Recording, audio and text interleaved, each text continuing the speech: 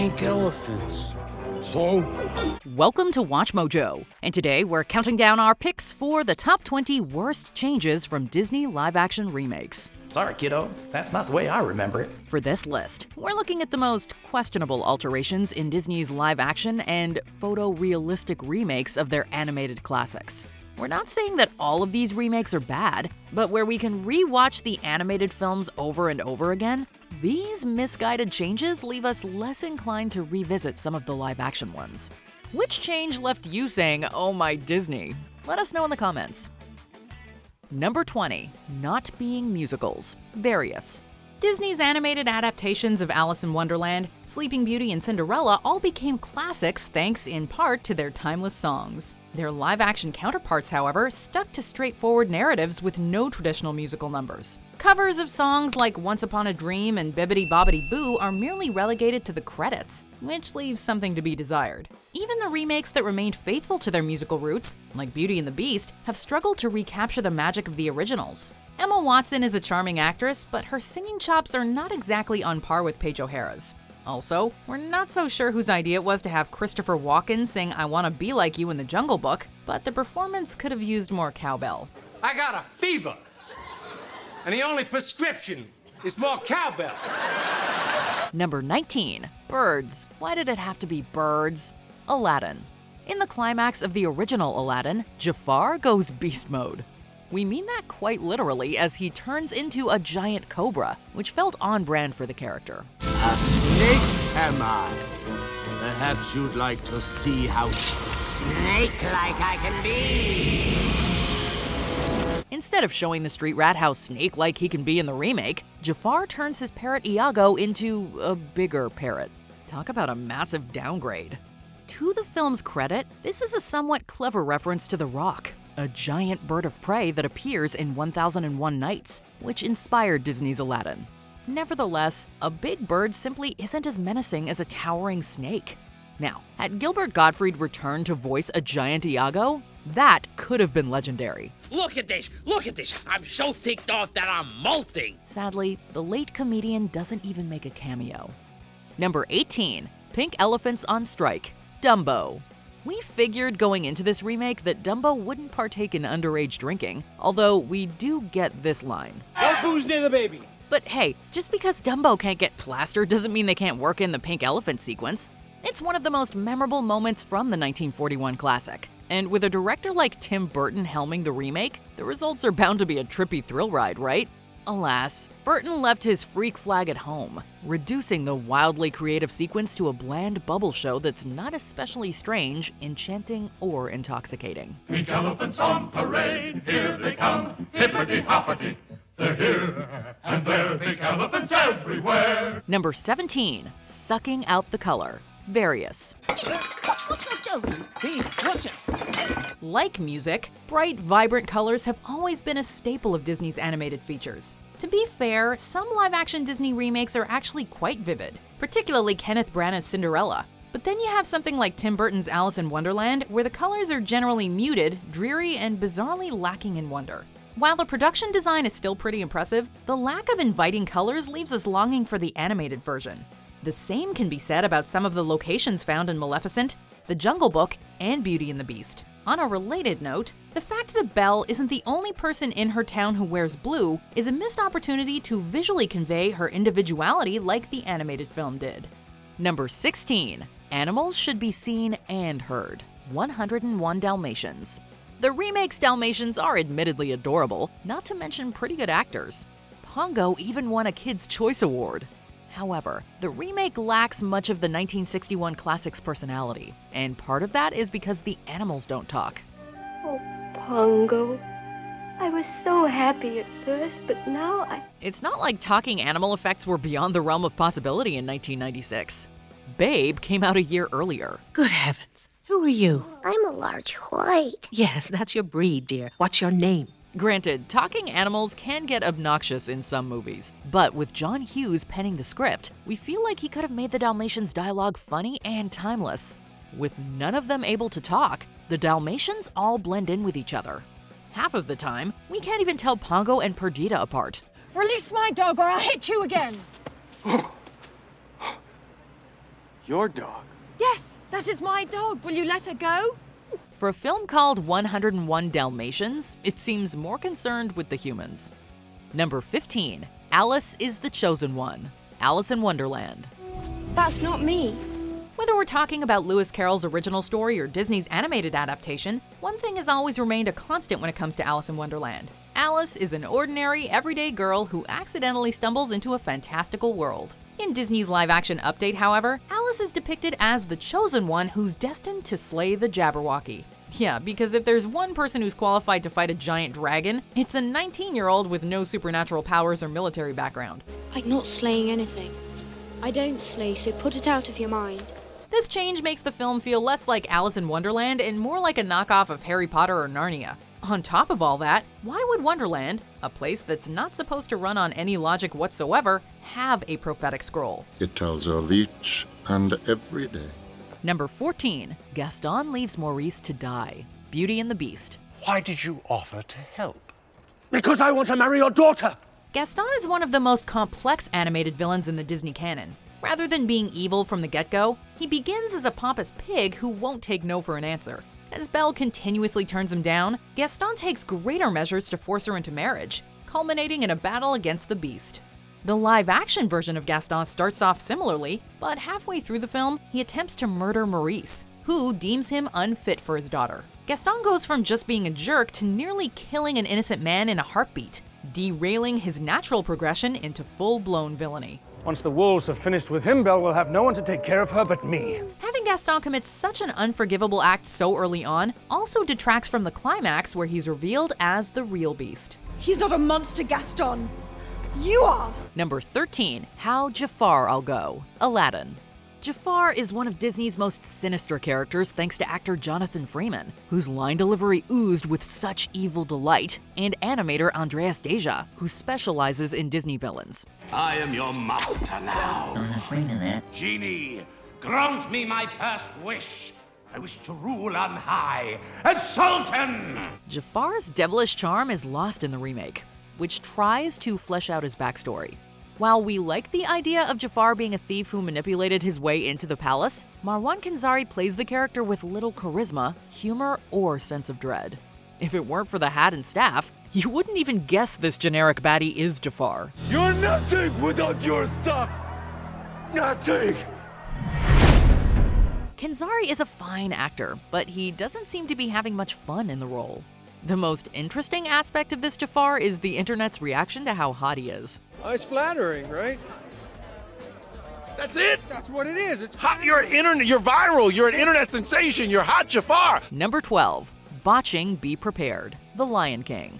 Be Prepared is easily one of the most exhilarating villain songs ever. Yes, my teeth and ambitions are bad.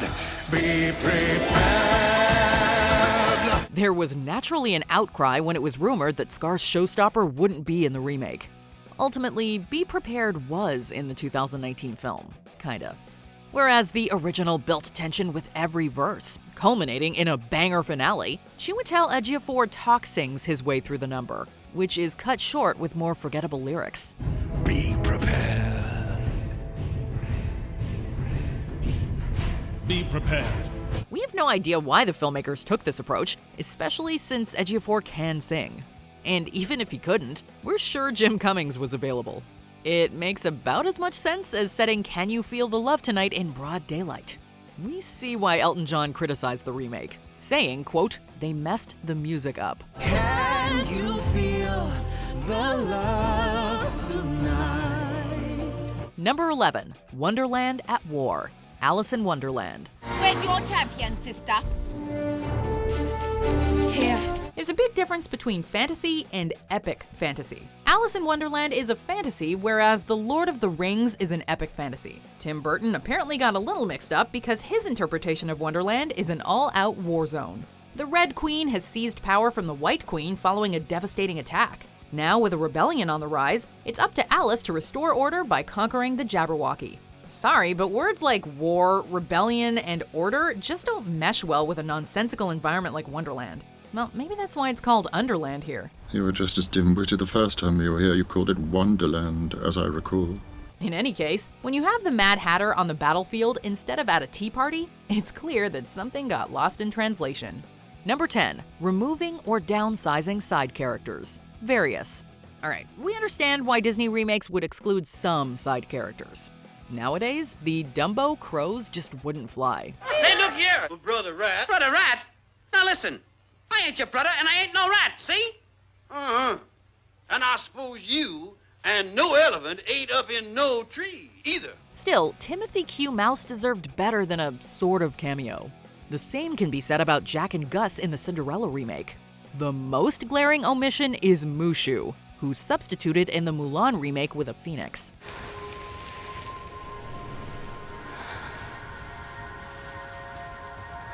Whatever your thoughts on the wisecracking dragon are, Mushu is an unforgettable character.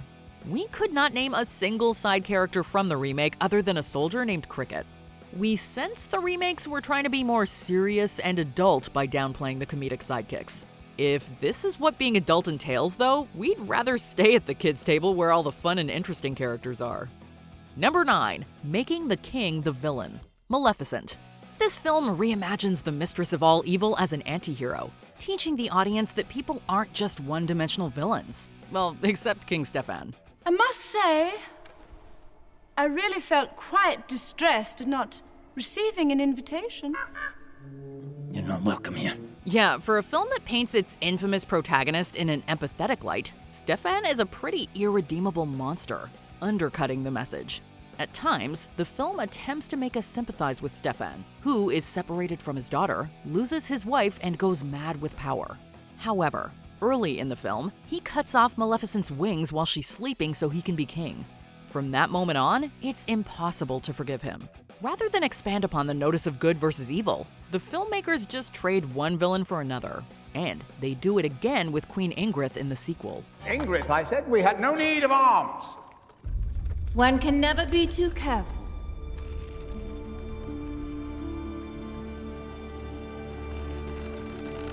Your Majesty, it's cocked. Is it now? Number 8. Weird CGI looks. Various. People panicked when they thought Will Smith's genie might not be blue in the live-action Aladdin. Of course, once audiences got a look at the genie and all of his blue CGI glory from the trailer, well, you know the phrase, be careful what you wish for? You really don't know who I am. Genie, wishes, lamb, none of that ringing a bell. Yeah. CGI has come a long way in recent years, and these advances have even been exemplified in some of Disney's live-action remakes. The Jungle Book won an Oscar for its visual effects. In many cases, though, the CGI characters in these remakes just look awkward, creepy, and weird. A lot of them don't even come off as especially realistic, which takes the audience out of the experience. Some characters are simply easier to accept in animation. This is it. Looks dreadful. Number 7. Changing Mulan's entire character arc. Mulan. 1998's Mulan is an ordinary young woman with no fighting experience. Regardless, she joins the army to protect her father, risking her own life and reputation. I don't think I can do this. It's all attitude. Be tough, like this guy here. What are you looking at? Punch him is how men say hello. It's not an easy adjustment, but through hard work, Mulan emerges triumphant. In the remake, Mulan is simply a skilled warrior from the get-go because her chi is strong. Of course, the film doesn't really analyze what chi means in Chinese culture, treating it more like midichlorians. You need to cultivate your gift. Sir. Your chi is powerful, Huajun. Why do you hide it? While this lowers the physical stakes, the remake tries to put emphasis on Mulan's internal struggle. That'd be fine if Mulan had any personality, but whereas her animated counterpart was brave, funny, compassionate, a little awkward, and commanding when she needed to be, the live-action Mulan is brave, and that's it. Number 6. Adding an evil businessman. Dumbo. While the original Dumbo certainly has antagonistic figures, there isn't an outright villain. After all, who cares about her precious little Jumbo? Jumbo? You mean Dumbo? Dumbo. Meanwhile, the remake introduces the most stock bad guy you can think of, an evil businessman who only cares about money. At least Michael Keaton looks like he's having fun as V.A. Vanderveer, playing him like an eccentric Ray Kroc. You possess something that's very rare in life, and the tragedy of it is You don't even know that you have it. Do you know what it is that you have, Max? It's mystique. Yet there's an irony to the character that Disney doesn't seem to recognize. Vanderveer is a theme park owner who acquires the circus, although he's only interested in one property. So once he has Dumbo, he fires everyone else. Oh, and his office looks like Emperor Palpatine's throne room.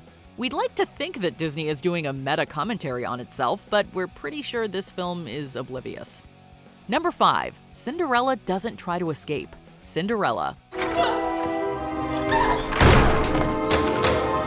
Cinderella may occasionally come off as submissive in Disney's original film. When Lady Tremaine locks Cinderella in her room, though, she does everything in her power to escape before the Duke leaves with the glass slipper. Refusing to give up, she ultimately prevails with some help from her animal friends.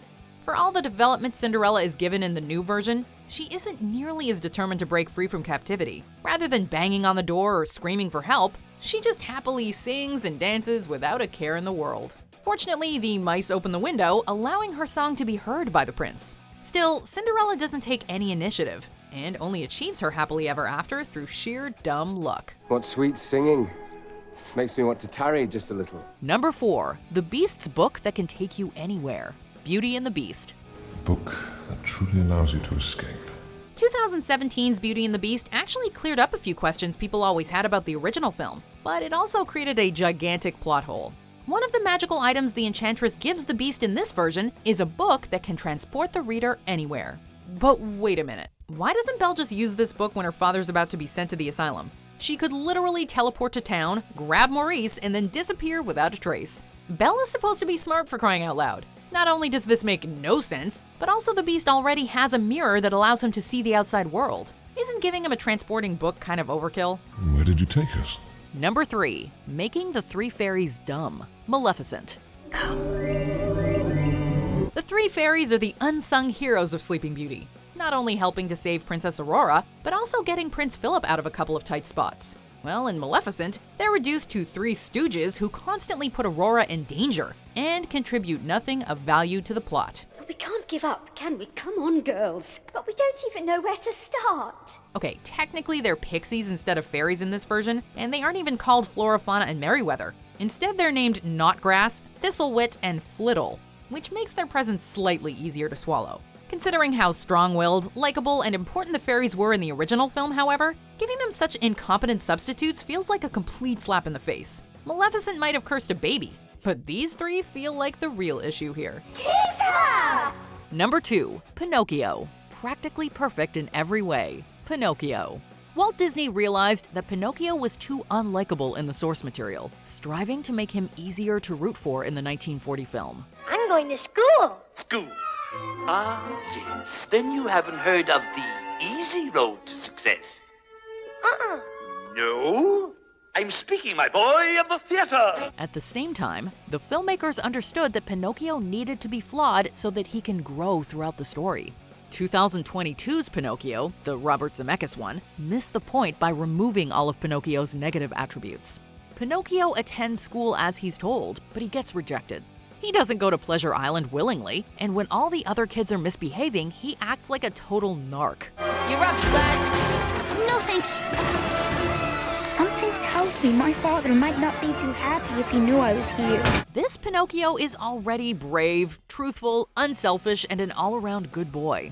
There are no lessons for him to learn, so why does he need Jiminy to be his conscience? Before we continue, be sure to subscribe to our channel and ring the bell to get notified about our latest videos. You have the option to be notified for occasional videos or all of them. If you're on your phone, make sure you go into your settings and switch on notifications.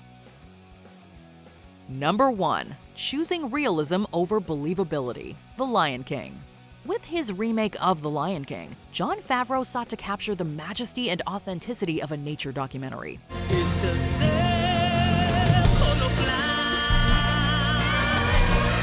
If that was the intent, though, why have the animals talk and sing? The 2019 film tries to have its zebra and eat it too, which backfires enormously in what are supposed to be emotional moments. The remake Simba looks more like an actual lion, but you don't believe for a second that this CG cub is grieving the loss of his father, especially when you compare it to the original scene, which overflows with heartbreak in every frame. Dad,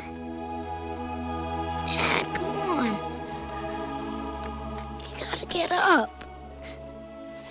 Dad, we gotta go home. Sure, it's commendable just how realistic these animals and landscapes can look, but technology fades over time.